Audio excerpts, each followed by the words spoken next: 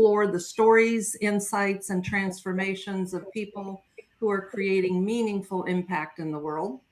A quantum shift is a significant change in perspective, direction, identity, or circumstance that moves you to a new level of possibility. I'm your host, Karen Kilgore, author, coach, publisher, and founder of Quantum Shift Media, where our mission is to help authors, coaches, and speakers write, publish, and market exceptional books that create quantum shifts in their business. Each episode, I sit down with business owners who are making a difference, one bold shift at a time. So whether you're ready to launch your book, expand your influence, or create your own quantum shift, you're in the right place. Let's dive into today's conversation about podcast conversations that convert. My panelist guests today are Lindsay Phillips, Nancy Jutton, April Purdius, and Bonnie Schutz. Welcome, welcome, welcome. We might have a couple more people pop in. We have one that's in now. Let's get Lady Jen is coming in. Very good. Let her pop in. Welcome, Lady Jen. Hi, I'm so sorry. I was on another podcast. You're good. You're totally good. One thing after another. I know. It's awesome. Yeah. So I just introduced Nice to see you, Nancy. Yeah, it's good. I just introduced some people, and I want to thank everyone for being here today. I'm excited about this conversation. I'm going to let each of you introduce yourself, and we're going to start with Lindsay. So Lindsay, tell us a little about the work you do and how you use podcast guesting as a visibility and lead generation strategy. You bet. So great to be here. Again, I'm Lindsay Phillips with Podcast Guesting 360. And so I help mission-driven experts just get more strategic about getting known, boosting their authority, getting credibility, leads and clients and opportunities from guesting on podcasts. I find that so many amazing people with so many gifts, they're mission driven, they have a purpose, they want to help people. They get on podcasts and, after going through 5 or 10 episodes, they just say it doesn't work and then they quit. And that literally breaks my heart, just to not continue sharing that voice and that message and helping more people. And really it's just about, it's not that it doesn't work, it's that what is not working, right? What part of the strategy is not working? So I deep dive, whether it's, what shows that you're getting on, the conversation itself, how you're repurposing it afterwards. And so, yeah, that is my passion, just to help people share their voice in a bigger way and have it actually create some business momentum in the process. Yes, exactly. The whole point. Yeah, the whole point. Beautiful, beautiful. Lady Jen, tell us a little about you and your take on this. How do you use podcast guesting? Yeah, guesting or all of it? Because all of it. Yeah, People, yeah. I've been podcasting for, well, I'm coming up on 16 years that I've had my show. One of my shows. I have 5 shows. I'm a co-host of 6 other shows.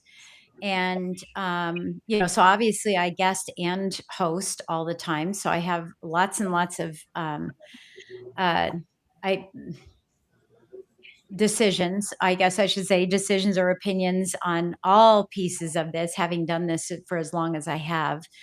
The thing that I think about from a guesting perspective is the lack of treating a podcast as a business revenue stream. That's probably the biggest thing for me. I hear everyone saying they want to start a podcast, they want to be on a podcast. I know probably all of you ladies, when you get on a networking event and you say you're a podcaster, or you're looking for, or someone says they're a podcast host, you get a whole bunch of sideline chats. And, I want to be on your show. I want to talk to you. I want to be on your show.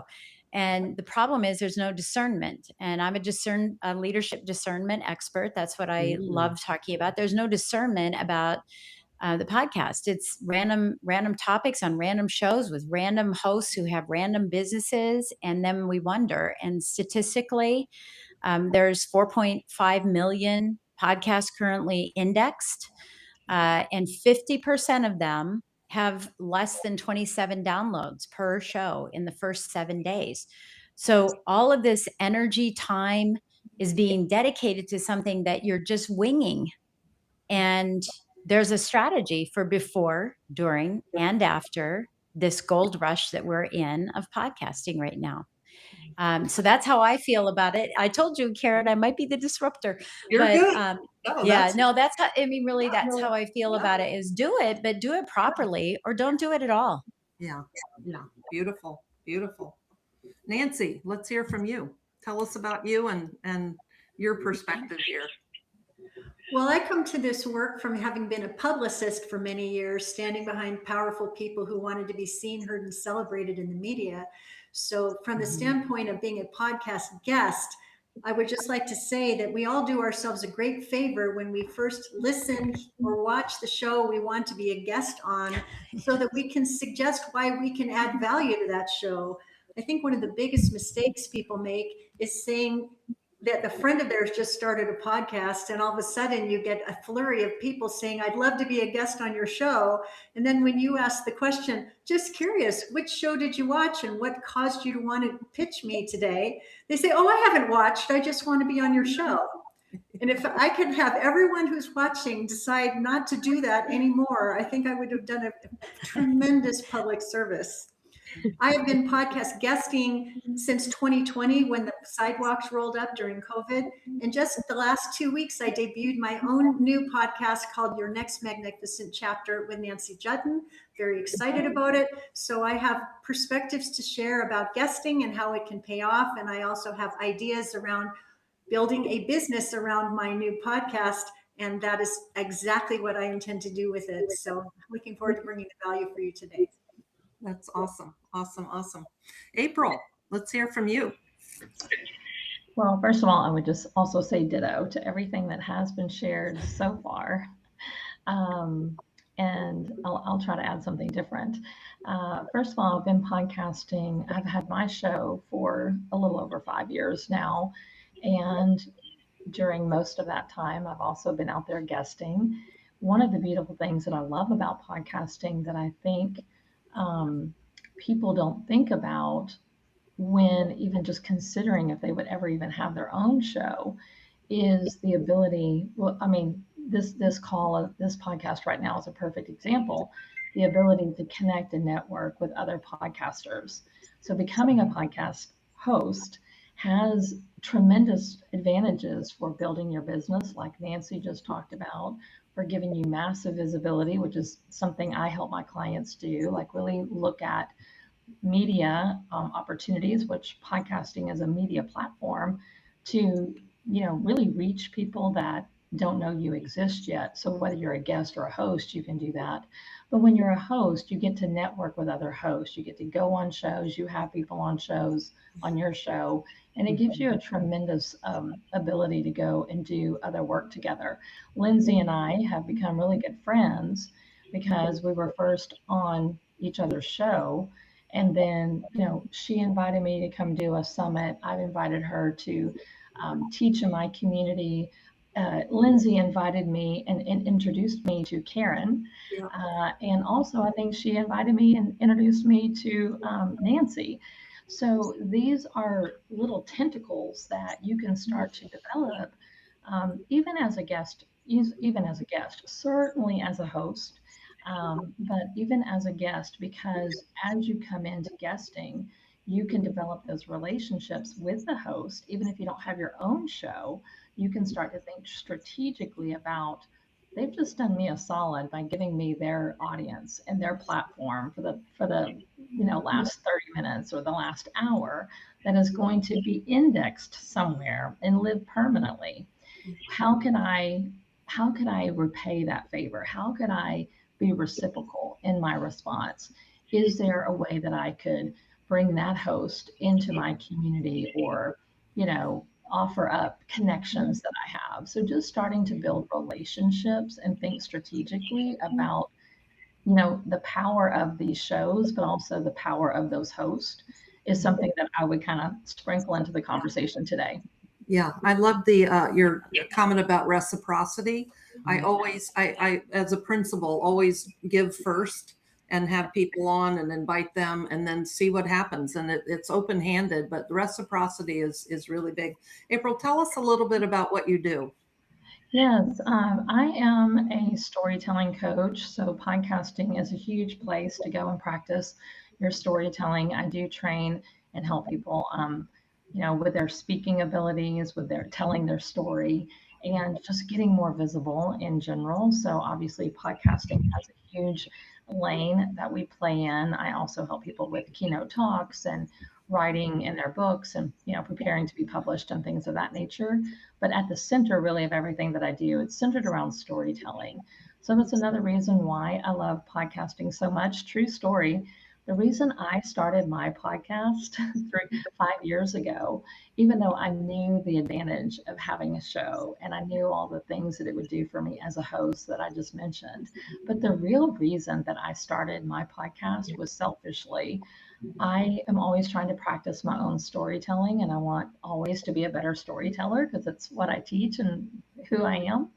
So I started my own show to give me a sandbox. I challenged myself to do both interviews and solo episodes, and it's on my solo episodes that I really work on my own storytelling. So, it's endless what podcasting can do for you, but that's a little bit about my background. Beautiful, beautiful, beautiful. And Bonnie, let's hear from you. Yes. Hello, I'm Bonnie Schutz. I'm an entrepreneur. I have 3 businesses, one of which I do consider my podcast to be another business because I definitely see it as such. I'm an accidental podcaster from a random LinkedIn outreach.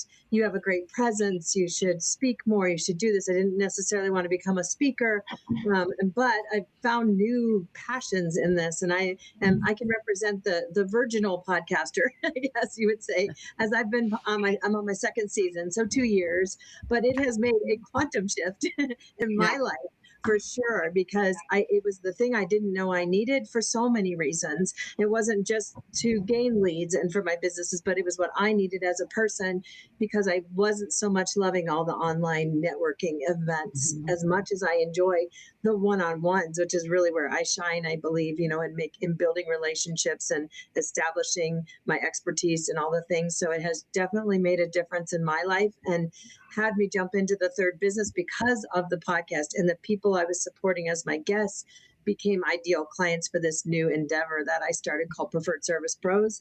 And I just wanted to give back. The people and the relationships I built doing this podcast just made me want to give back more. And thank you, Karen, for reaching out to me also and introducing me to these lovely ladies. It's been remarkable, the people that I've met and the experiences I've had thus far being a podcaster. And we can talk more as we get on, but I have lots to talk about too. Yeah, that's awesome. One of my word last year was effervescent collaboration, and I love connecting people and getting everybody to, really get to know each other and add value. And so that's one of my core values right there. So that's great. I just started my podcast in February, just this year. And I was sitting next to Michelle Abraham, and somebody said, "What's the one thing you're going to get done this year?" And I said, "I'm going to start a podcast." And here we are. We're Nice. off and running. And I know, I think I got maybe 15 episodes in that amount of time. It's been crazy. It's been really good. Okay, so getting on a podcast is one thing, but having a conversation that actually converts is another. So what makes podcast conversations move from simply listening to want to know more? Lindsay, let's get your perspective on this first. You bet. A couple of things. One is my biggest theory or view approach is that a lot of guests focus on getting booked, and it's just getting booked. But you have to look at guesting through what I call a 360 lens. Like, you have to look at what happens before, during, and after the mic. So there are so many opportunities to weave strategy into every little moving piece. Just like podcast hosts, right? They launch their strategy, they have a plan, but I find that guests don't necessarily think of it as like a guesting launch or a whole plan. And so that, I think, once you shift the mindset in that piece, there's more opportunity to get results out of it. From the conversation standpoint, I think that's another area that a lot of guests don't put a lot of focus. It's they kind of rely on the host to ask the questions. They'll understand my expertise. I'll just answer the questions that they ask. And by default, the conversation ends up being so random. It goes off on tangents. And so the audience is left not even understanding really what it is that you do and how you can solve it. I always look at the conversation itself as, I call it, a bridge to profit, but in a nutshell, it's bringing the audience from their pain, and then through the conversation and your talking points and your stories, you're leading them to your offer. So I think first and foremost is having that strategic plan of like, what is the conversation that you're having? What is the topic? Versus what's hot in the marketplace, or, oh, I know a lot about this. It's like, and what do you want to be known for, right? It's so being more strategic about the topic. Great, beautiful. Anybody else? And Nancy, the topic is how to get a conversation that actually moves from listening to making people want to work with you. And anybody can jump in, whatever perspectives you have are beautiful. I would I just love that comment. You know, the thing I ask my clients all the time is, what is the conversation you most want to lead right now? Why you, why now, and why their audience? If you get really clear about the conversation you most want to lead and answer those 3 questions, you'll be so fired up about getting to talk about it and making it relevant for the audience that has been so carefully curated already. I think where people get into trouble is where they want to talk about anything just for the sake of being visible. And that doesn't do anybody any favors. Yeah. Get specific, get very specific. Yep. April, you had something. Yep. Yeah, I'm actually going to kind of just piggyback off that. But one of the things that I would suggest people to do when you're getting on a show, either before the actual show, if you can, or even minutes before the host hits the record button, is just simply check in with the host. You can actually guide the conversation instead of relying, like Lindsay said, on I'm just going to answer whatever the host asks me. And again, this can be done in advance of the show or minutes before you record the show, and just say, hey, I just want to double check one more time. Tell me really who your audience is. Like, who am I talking to today? And if you could, knowing, me and my expertise, what is one thing you want me to make sure I articulate well in this conversation? So we can also hope that our hosts are going to know to do that and ask, the guest, what do you want to get out of this? Like Nancy said, know what you want to get out of it. But sometimes, there's a lot of shows out there, like Lady Jen said, and not all of your podcast hosts are going to be real seasoned yet. They may have great shows and they may have a really wonderful audience, but they also, not everyone is created equal in their ability to be able to extract information from their guest.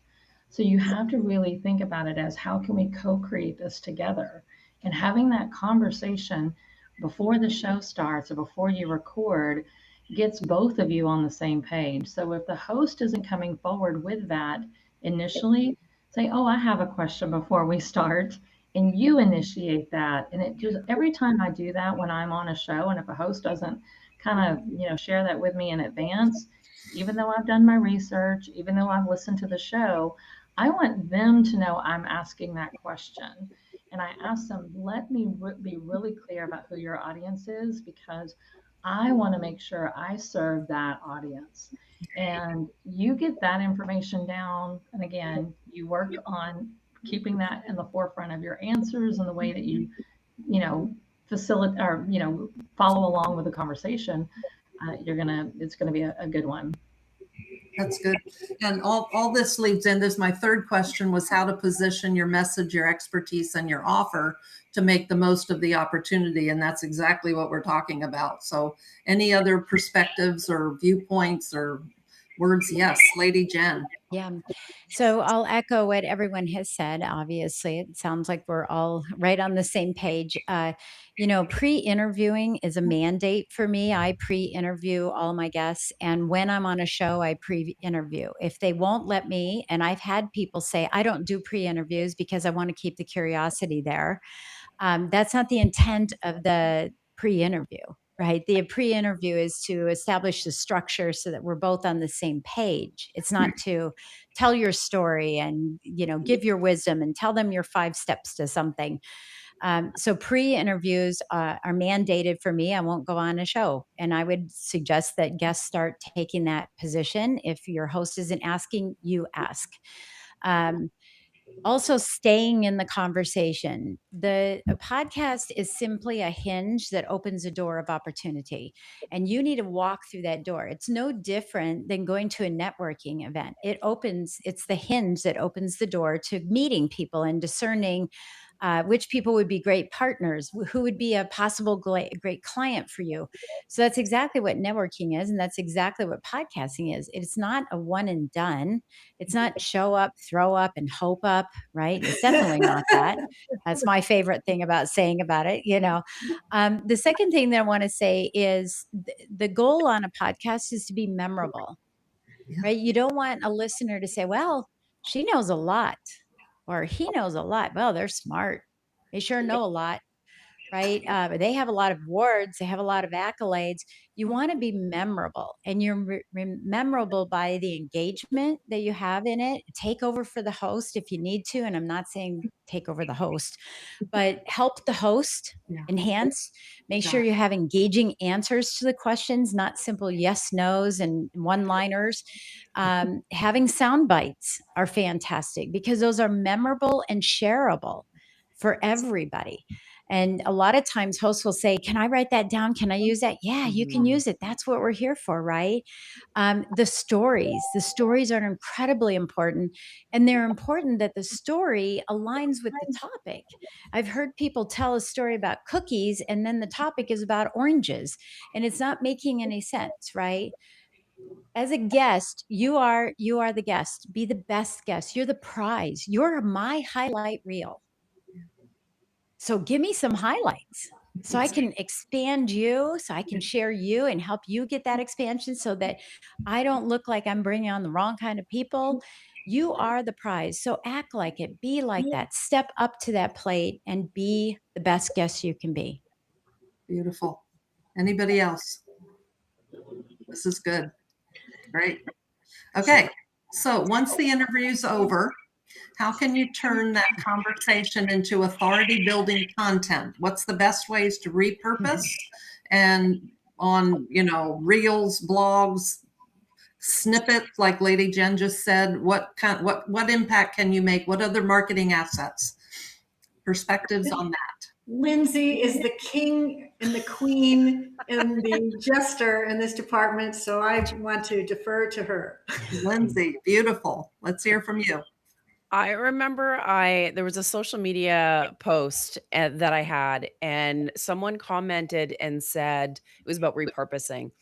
And someone said that it was the host's job to promote, not the guest.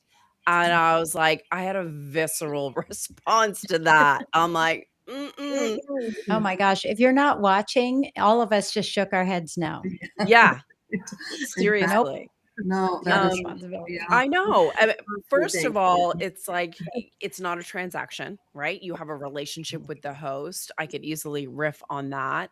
But from a leveraging and repurposing standpoint, not only are you boosting your own authority by sharing, social posts, emails, so on, but you're also creating content and putting content out that is about the exact thing that you want to be known for. So just from a logical standpoint, but also creating blogs, like you said, YouTube. It makes you more searchable. There's SEO, AEO. If you put the video on YouTube is one of the biggest search engines. If you're using Reels gets you in front of people that don't already know you. And so they are avenues to expand that visibility and that reach. And honestly, and a lot of people don't even realize this, you can use the quotes, the carousels, the reels that you create to generate leads, to get people to sign up for an event that you have coming up. I know I do that for myself and Nancy, is using old reels from past guest episodes and using that to promote an event that you have coming up, or again just creating that conversation of one of the issues or topics that come up. There's just so many reasons why, and like that's like half of it. Okay, Nancy, yeah. Lady Jen was just mentioning about how important it is to be a great guest. And when you are a great guest, when you take that episode and share it out generously, you are demonstrating after the fact that you honor that guest, that host enough to repurpose the episode so even more eyes and ears can see it. But here's the hidden benefit that a lot of people forget about. There are a lot of hosts that are watching to find guests that they'd like to have on the show. When they see a guest repurpose a host's show, their eyes light up, because every host wants a guest that is not only willing to be a great content provider who brings great value, but someone who will go the extra mile after the show to make sure as many eyes and ears can see it. And I cannot tell you how many times people have reached out to me and said, I saw how you repurposed your episode with so-and-so and so-and-so. Loved what you talked about. Will you be a guest on my show? Mhm. One good thing leads to another all the time. And I also want to mention, since Karen is into books, getting your book out there. Yeah. How many people think that if they publish their book, that the publisher is going to do all the work? The truth is that when you get that book in your hand, you've got a baby that you've got to nurture to become a toddler. And that means you've got to take responsibility, 100% responsibility for making sure that book gets seen, heard, and celebrated in all the ways that you can. So it's just not like hit it and quit it and be done with it. It's like hit it, be it, share it, and let one good thing lead to another. Yeah, that's beautiful. Yeah, Lady Jen. And then Yeah, Bonnie. I totally agree with that, Nancy. So I always say this is, and I'm not not anybody here, but a lot of hosts, they host and they post, and then they're done, Yeah. right? That's not going to work. And guess what guests do? They post, if they do once, Yeah. they post and they ghost. I all the love ratings that. here. Right? Amazing. That's what they do. Yeah. And yeah, I know I speak in sound These are bites. I've been awesome. doing it a long time. Yeah, it's crazy. One day I should just have a whole movie made of sound bites, right? So one of the things that I would encourage people to do is to repurpose until the cows come home. It's not even posting and then reposting a couple times in that week. Strategize. I'm a business coach, so this is what I did. So strategize to post it 3 months from now, post it 6 months from now, post it a year from now, post it on their pages, do an unexpected, unsolicited testimonial that you put on their LinkedIn or their Facebook about being a guest on the show. We have 27 post podcast tasks that we do as a guest. As a guest, we have a little over 45 that we do as a host. Now, I know I may be an anomaly, but again, it's taking the reins as a guest to create a revenue stream for yourself. You can't rely on other people to create that revenue stream. So I just encourage you all to, not you all here, but everyone who's listening, right? I encourage you all to do more than just that one post. Have a complete reminder strategy, whatever you need to put together, an AI workflow, your team, to repost and repost and repost. Stay in the conversation. Stay in that conversation. Yeah, I would piggyback off that too, that I was the same sentiment, but also that if you keep as a guest, you engage with your host after your episode appears, not just with snippets and things like that, but even show some interest in their businesses, in the things that they're doing, and support them outwardly as Mhm. often as you can, because that's a really valuable relationship that you've established. And I know I have through many guest appearances, and I don't want to lose that. So I would just suggest that you stay engaged, even outside of the snippets and the things that you're putting on your website, and just put some interest like you would into a network connection the same way. But you've already got this great, different kind of nuanced relationship that you can keep building, and become a great Yeah. referral partner in the future for you, and reciprocally with each other and helping each other's businesses. If you truly, that's my strategy for being a guest on a show. Is this someone that I would want to refer and work with, and as more as I can support them, the better, I think. I love that. I literally Absolutely. had a client before this live. I was saying, "Oh, I can meet you later on because I have this going on." And they were like, "How do you get so many speaking opportunities and podcasts that you There you guest go. on?" And Yeah. I was like, "Well, it's the relationships, right? It's those connections." And like you said, Bonnie, having that, extending and nurturing and fostering that relationship and serving people, introducing them to somebody else, or if you know of an opportunity, introduce them to that person. But I think in Lady Jen's point, when you are repurposing, then people see that you're on the podcast. Like even on the reel, I put the little cover art on it so that they can see that it's from that podcast. And again, putting it on your YouTube channel, having a specific playlist. And when you do create blog posts of those episodes that you guest on, when a potential prospect, yes, but when a potential event coordinator, podcast host goes to your website, can they easily visually see that you guest on podcasts, that you speak at events, especially if you have a media page? And then they can see you in action, right? If you're embedding that video on that blog post, they can quickly scan the show notes, see what your expertise is, see you in action. And so it makes their decision to say yes to having you on their event, on their podcast, that much easier. Beautiful. Yeah. Yeah. Nancy, yes. I would like to confess that doing all of that sometimes makes my head spin. I don't know if anybody's listening who feels the same way.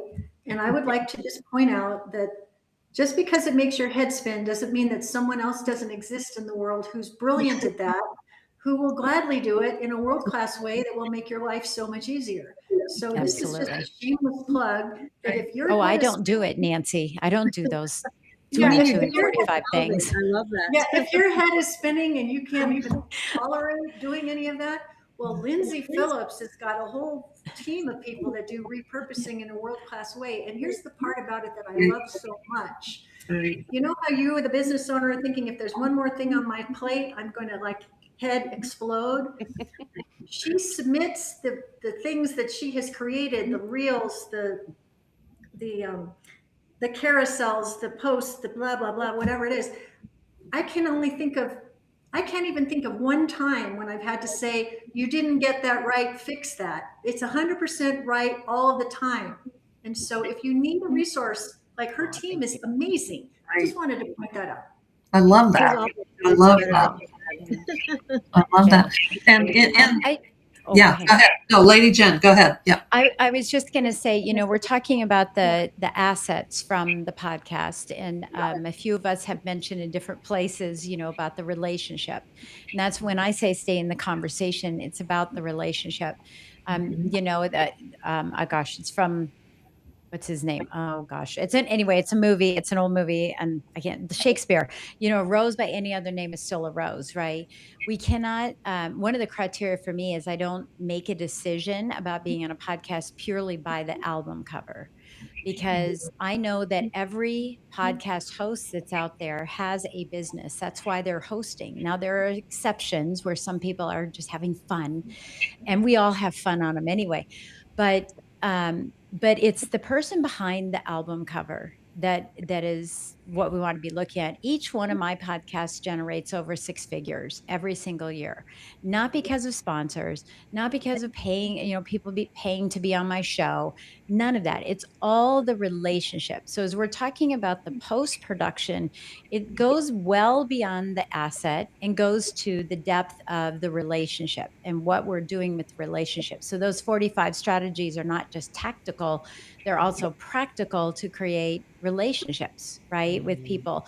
Yeah. And the key is to get really good at knowing how to connect the dots to find opportunities. Most people will say, I know 6 or 7 different things that we can do. We can do a pod swap. I could interview you live, promote my product, promote my masterclass. But I've identified over 55 different things that we can do together and play together to continue and create that relationship. And that spans a couple of years beyond a podcast. Yeah. A couple of years, Yeah. right? Yeah. And it's a Yeah. thing that I'll be coming out with in time. I don't Yeah. know. That's good. I have it. I know I'm working on it. It's almost there. That's But it's good. a 52. It's called 52 Profit Plays, and it's 52 cards, Beautiful. right? And all the I love that. cards are, what could I do? What could I do this? Could I do that? Could we do this? But not all in one fell swoop. A relationship is Right. built over time. Right. So I just want to make sure that anybody who's listening here, who's a guest and says, oh, well, I should do more of the posting and the more reels. And yes, we do all that more frequently for a longer period of time, but it's also diving into the relationship, as April said, all of us have said, diving into the relationships for affiliates and JVs and speaking and other, multitudes of things that we're that I can't think of all 55 right now. Right, I won't be able to. I love that you But have all the 55. things you could possibly do. So start thinking about what are the things I could be doing beyond the generic to create this relationship, to not only build a strong relationship with them, to be a referral partner, but also for them to be a connection partner to other people. And one little strategy I want to give, I'm not going to give away all my secrets, but one other strategy is that I purposely put on my calendar to meet the host 6 months after they've released my show, me being a guest. Okay. I purposely meet them and I say, let's look at our calendars and tell me what shows you've been on. I'll tell you what shows I've been on, Oh, beautiful. and let's compare. It's beautiful. And that's how I'm on 5 to 10 a week, plus my own shows. Wow. I Beautiful. love that. That's It's a beautiful. simple, easy strategy. Yeah. Nancy, I have just jump in. Yeah. love that so much, Lady Jen. I love it so much. And I wanted to offer another idea, which is we live in this age of AI, and the more human we can be, the better. And it's all about relationships, as we've discovered. And so when you are complete with the podcast and you have a moment in the green room with your host, you can pat each other on the back and say how grateful you are that you had this opportunity to have this wonderful exchange. Then something you can do as a guest is say, I have a Rolodex of amazing colleagues and clients and amazing people in my world. Who do you want to talk to? Maybe I could refer to you your next 3 most amazing guests. Because if you're able to refer those 3 most amazing guests, you can lift up the clients, the colleagues, the JV partners that are in your circle to a whole new audience. And that will like exponentiate your impact, because not only will the host say yes to your beautiful recommendations because you were just such a great guest, but those 3 people that you have referred are going to thank you. And they're going to remember that, and they're going to see about what other good things they can do to support you and whatever initiatives are mattering to you. And one good thing is going to lead to another. So bring your clients, your JV partners, and your favorite people along with you into the green room, and be sure to make proper and warm introductions to make it even more human in an age where AI can sometimes take center stage. Beautiful. And talk about becoming Absolutely. memorable. Like, Yeah. Yeah. there's Yeah. one point I want to bring up that I think a lot of people that are looking to have those collaborations, create those relationships and partnerships, is that they don't think about that part when it comes to choosing the shows that they want to guest on. So, like, if your guesting goal is to create leads and clients, then you're leaning more into like what that conversation is and who is the audience of the podcast host. I think if your goal is more the partnerships, collaborations, and that part of it, then you're going to be looking at the shows that you guest on just slightly differently. You're going to be looking at the host. What is their business? What are their services? Do they have a Facebook group that they have a community that you can speak in front of? So it's just, I just want people to think about the types of shows that they're guesting on very a well little said. bit more strategically, but also thinking about the goal and what it is that they really want to get out of guesting beforehand. Great. Very good. Yeah. And both are very strategic. And that's, you know, we started earlier in the conversation about kind of taking initiative in it, and not letting the host run the whole conversation, because they might not be getting you where you want to go. They probably aren't. A lot of times you have a certain destination, and stories, you know, like April, getting stories in there and telling your experiences and stories of your clients is so valuable. I would add making sure you have an audience fit too, not just an audience size, you know, because your eyes go bulge when you see this giant, you know, 1 million follower thing. But if they're not really in your lane, how's that going to help you? You know, it's fit, not always size. Yeah. Sometimes smaller audiences are more engaged anyway. Like, I think we have to remember that. I mean, I don't have a giant audience, but I have a very engaged audience, you know, and because I do a lot of work to cultivate my audience, to build community within my audience. And so, like Lindsay said, look for those things. And like Bonnie was saying, it's not about numbers. It's about, you know, how engaged is their social media, or, you know, get on their email list. That's not hard to do, and see how they're talking to their people. I mean, all of these things are work, like Nancy said. I mean, these are things that it's a 65 point, you know, thing that we have to do, right? But pick and choose. Like, I would say, to not overwhelm anyone listening, is find the things that we are saying today that go, oh, I could do that. You know, that makes sense. That I'm built that way. That's the way I like to communicate. That's the way I like to show appreciation. So we are giving you a lot of ideas, but you know, I'm not doing 65 things after a show, and I could probably improve my process for sure. So now I'm listening today, even as someone who's pretty seasoned, going, oh, okay, I can add that. You know, I love the checking in 6 months later with a host tip.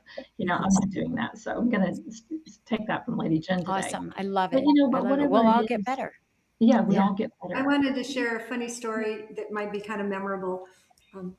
Years ago, this woman I know, she did equine therapy to help people overcome trauma. It's very important, profound, transformational work. But she was participating in something called Help a Reporter Out, and she saw an opportunity where she could be on the Dr. Phil show, which was a really big deal on national television. The trouble was that Dr. Phil wanted someone who felt that they were discriminated against in the workplace and wanted to share their story on his show. And so she wrote in and said, because she had kinky hair, she had been discriminated against in many job opportunities, and she couldn't wait to share her story. And she was blasting to everyone she knew that she was being flown to Los Angeles to be a guest on Dr. Phil's show, and that it was going to be this great big moment for her. And I remember thinking at the time, you have a business about equine therapy and helping people overcome amazing and profound trauma, and you want to be on national television talking about something that has absolutely no connection to that. Right. And that's what it is to be discerning. You just don't want to be on the big show just to be on the big show. You want to be on the right show, sharing the right message that's relevant and congruent to how you serve today, because otherwise you waste a lot of time chasing visibility, sacrificing authority, and not getting further ahead in the process. So like, make sure the words and the music match. Yeah, that's about being authentic. You have to be you. You have to be your really true and and communicate from that. And kinky hair had nothing to do with what she. That's a good story. That's a great story, Nancy. That's great. That's really good. Okay, so we talked, and Lady Jen brought up some points about monetizing. What are some best practices for monetizing a podcast? I've heard all kinds of things, charging money, all kinds of things. So let's talk about that for a couple minutes. Anybody jump in? Well, I want to tell a quick little Okay. story Yeah. Okay. that piggybacks on the size of an audience. I got invited to be on a show called Marketing with a Book and a Speech. And all the people on the show were people that were speakers and authors who wanted to speak. And they wanted me to come on and talk about whatever I was going to talk about. And the host says to me, "We're handing you the mic and you can say whatever you want for the next 15 minutes, and then we'll ask you questions, and that's how it's going to go." And I said, "Oh, okay." And I thought immediately, authors, speakers, what are they worried about? So I thought, well, let me talk about some of the better elements of what makes a bio brilliant for speaking and all these other things. And so I taught them for 15 minutes what I thought would be relevant and interesting and of service to their expertise. Then there was a little bit of Q&A, and it was very engaging and fun. There were only 27 people on the call. And 5 of them reached out after the show and said, "I was so impressed with what I learned from you. I want more. How can I do business with you?" And that was one of my favorite monetizing from a podcast experiences, because I was talking to the right people. There were only 27, but in the online marketing world, 5 divided by 27 is a conversion rate that's pretty darn impressive and beats just about anything that I've ever experienced in a traditional launch. And so what I learned from that is be discerning about the right show, the right audience, the right focus, and also be prepared to bend and sway when they hand you the microphone when you were expecting an interview, and be able to pull out of a hat exactly what would serve them so that you can serve yourself. Beautiful. Yeah, of course. I love Yep. that. And I think too, the call to action that you give, or the natural next step at the end of the episode, is really key. I mean, obviously, first you need, if you are wanting to convert leads and clients from the audience, of course, again, really focusing on the audience's pain. And then at the end of it, it's like giving them a natural next step. I find a lot of guests they don't say anything. They wait for the host to ask a question. They'll give their LinkedIn, a website, like all the things, right? But if you give them a resource and share, like, hey, if you're needing to, I don't know, lose 30 pounds to feel more confident, then go through this 7-step process. It's free. Go here. But it has to make sense for the journey that the audience has experienced over the span of that conversation, but it also has to address a pain that they want to fix, and they can see that you have the solution. I know for me back in the day, it's like I shared a lead magnet because that's the lead magnet I had. It didn't necessarily match the conversation. Well, duh. But a lot of people do that too. So it's like just making sure that it's clear, concise, intentional, and is the natural next step from the conversation itself. And I think you'll get a lot more leads, so that then you can nurture and convert, obviously. I would add that it be one clear call to Yes. action, not 5. You know? 100%. Yeah. Yeah. Don't confuse Yeah. everybody. Yeah. Yeah. Something I'm always trying to work with my clients on in terms of their storytelling too is learning how to talk about your work and the way that you can be helping people, or the way that you already help people in your storytelling, right? If you just use really good storytelling, because a lot of times when you're on a show, it is kind of the end of the show when that magical moment comes and you get to kind of really drive people very intentionally to that resource, that lead magnet, that free download, that invitation, whatever it is, right? And we want that. And so, yes, have that in place, be ready with it. But again, when you know who the audience is, and you figure out in your head quickly, like, how are you going to be able to fit with this audience before the show ever begins, then you can use your storytelling to tell really amazing stories of transformation that are going to make the listener go, I want some of that, right? Yeah. And then who are they going to think can provide that except for you? Because they've just been introduced to you and they've just listened to you for an hour.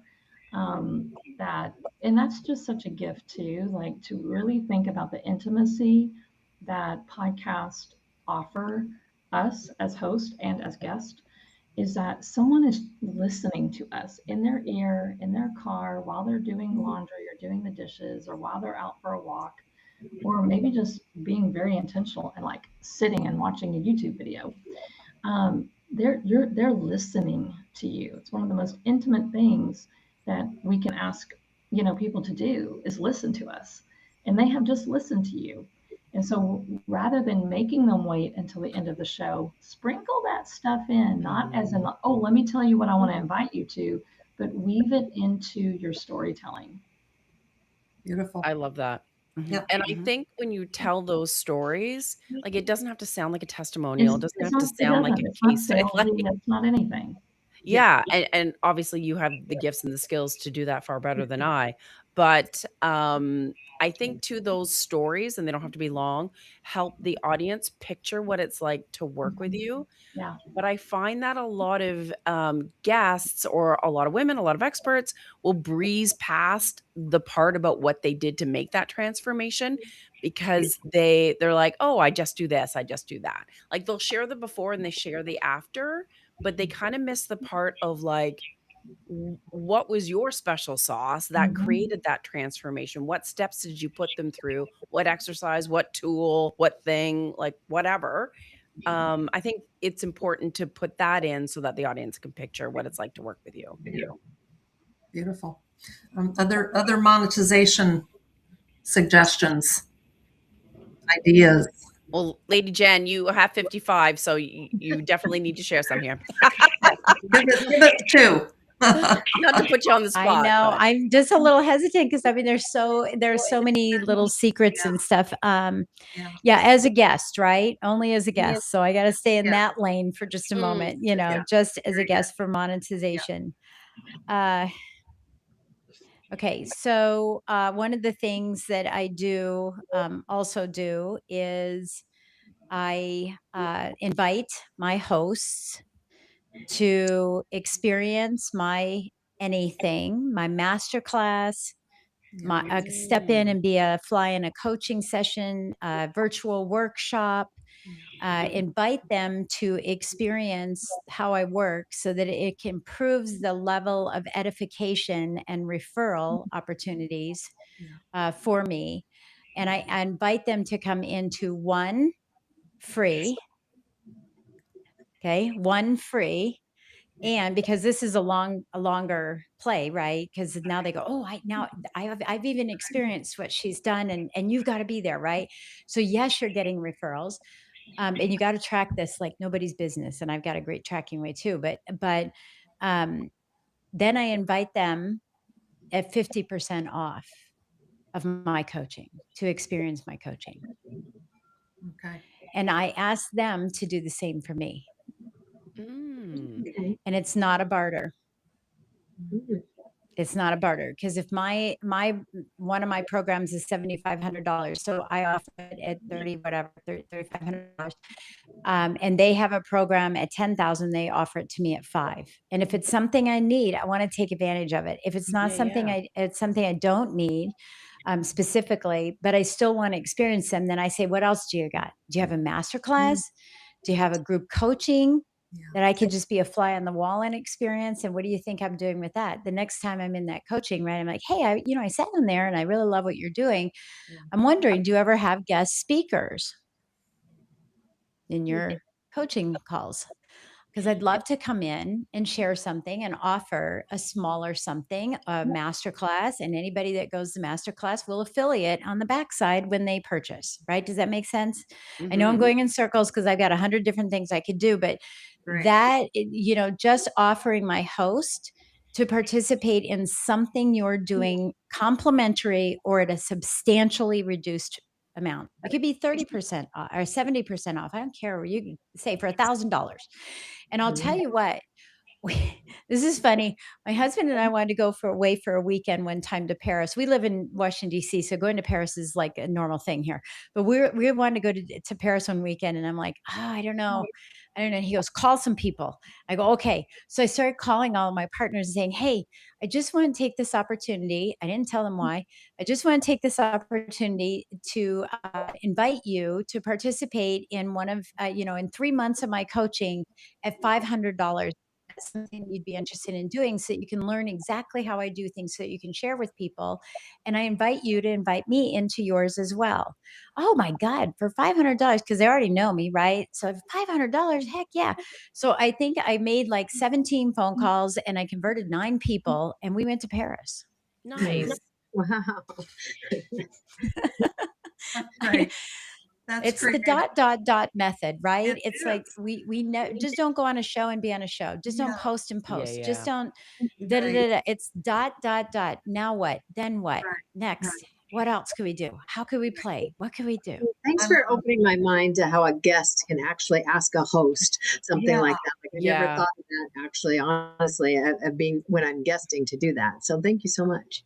Yeah, that is You're really welcome. true relationship building that is long term. You're building lifelong friendships with people, and that's Mhm. beautiful, Mhm. really beautiful. Mhm. Okay, as we're wrapping up, I'd like each of you to tell us about your free gift. And it's in the show notes. We've got a link to it. And the one thing that you would encourage listeners to start doing right away in podcasting to create a quantum shift in their business. And Lindsay, let's start with you. Okay. All right, I'll start with the quantum shift. Okay. I would challenge people to not think that guessing doesn't work, but to think about all the steps, the media one sheet, the bio, your communicate, every little tiny piece that you touch, and look at it from an outside view of like, how can I make that more strategic to help me get to my goal? So it's not that it doesn't work. There's just a few things that need tweaking. For my free gift, I do have a new assessment tool. So it's podcast guesting strategy assessment and 16 questions, and it'll help you see what gap is in the strategies and then the steps to be able to what to focus on next to again increase and your momentum, increase your results and your strategies to get more out of guesting and make a bigger impact and reach more people. Great. Beautiful. Oh, Beautiful. the URL. I guess you might want that, eh? Yes. Yeah. Yeah. It is assessment.guesting360.com, and that's guesting with the number 360.com. Very good. And those will be in the show notes. Links are in the show notes. April. Yeah. Yes, I'm going to kind of give my tip, and it's going to lead to the thing that I can share. But podcasting is a stage. Okay, so a podcast show is an opportunity for you to speak and to share your message and to share your story. And so just to remember that it's an opportunity and you want to leverage it all the ways that we've talked about today. So my gift today is actually about helping you step into that speaker identity. I think a lot of people aren't asking to be on shows because they don't see themselves as someone who can be on shows. They don't see themselves as someone who can command that room, who can, come up with all these strategies. And so this guide that we have built for you called the Speaker Identity Starter Kit is going to be an entire workshop and a workbook that helps you really start to step into that, help you identify those things that you are really, really good at and that your clients already love you for. And so helping you see yourself as that authority figure in a way that maybe you're just not seeing right now. It'll help you get on more stages.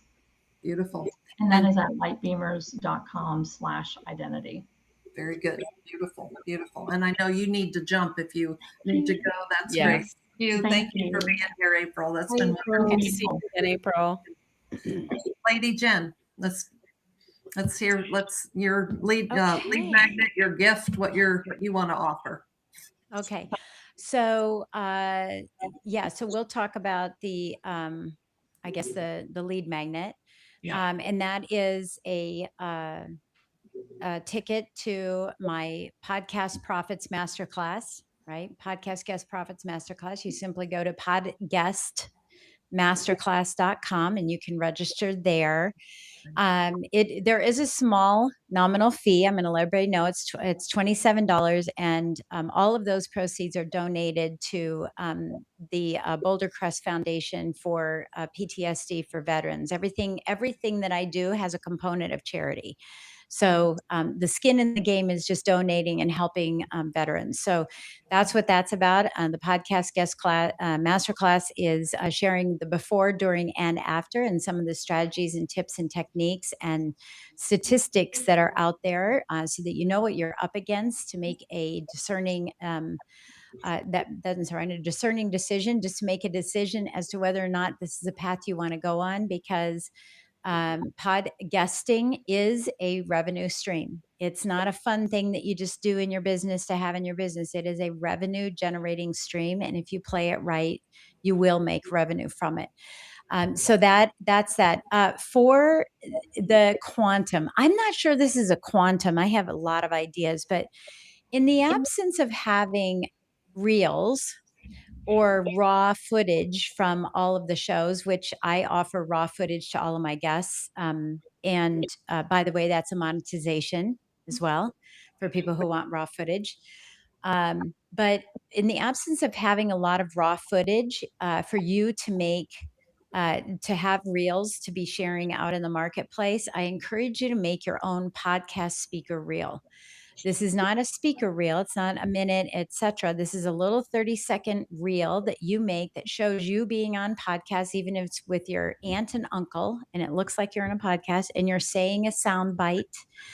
You're talking your truth. You're introducing your 5 steps, your methodology, or something, that you have a combination of album covers, videos, maybe some lifestyle, but you're showing your expertise on a 30-second reel, and post that out there. Great. Share it with your host before the show to let them learn a little bit more about you. Share it with a potential host who doesn't know enough about you. This is one of our before strategies, is to say, hey, I thought I'd share this reel about, what I've done and what I talk about, etc. In the absence of not having that, I don't share that anymore. I don't need to. But if you don't have that, it's a place to start. And Les Brown says this: you don't have to be great to start, but you do have to start to be great. And it's taking bite-sized pieces of what you've learned from all of these beautiful, experienced women in podcasting and saying, what will work with me? What aligns with me? What is charging me up? What's making me scared? Put it on the back burner, right? But it's dissecting everything that you've heard today and start taking action. Beautiful. That's it. Thank you. Thank you, Lady Jen. That's beautiful. Bonnie, let's hear from you. Yeah. Yes, my shift kind of piggybacks off what I said earlier. About on the line of guesting, don't start by asking, how do I get on more podcasts?